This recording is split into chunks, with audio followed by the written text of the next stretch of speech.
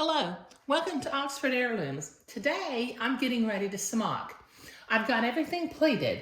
I've got my front of my gown, I've got a right side and a left side, and I've got the back of my gown, and it's blocked according to the blocking guide that came with the pattern.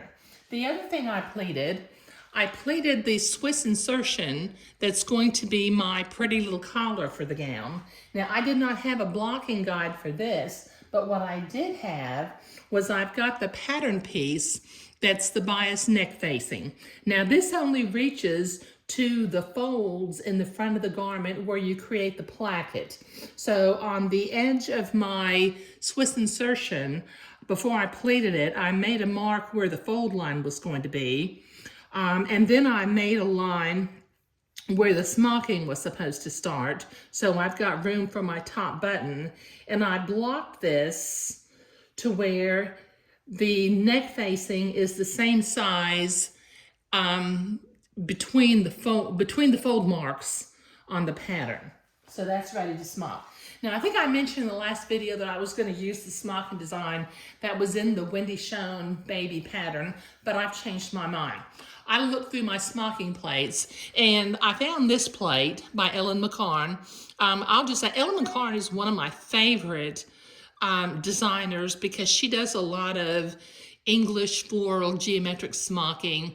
And even though I know how to do picture smocking, I'm not terribly fond of it. I'm a little bit more traditional.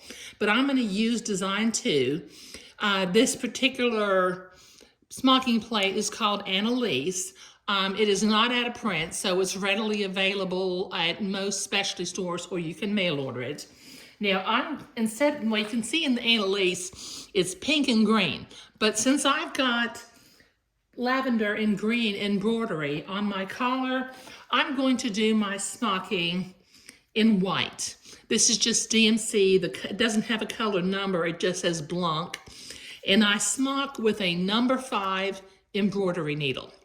I use that because it's sharp enough to get through the fabric. It's not a real thick needle, and it's got a needle eye that's large enough to thread the needle. Now, I smock with 3 strands of smocking floss, just so that you'll know that.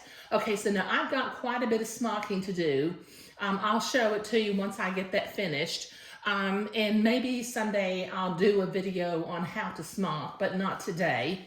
I was just busy, preparing everything today. Okay, so that's what I'm doing, and that's what I will be doing for the next day or so as I smock my 2 front pieces, the back of the garment, and the collar. Thank you.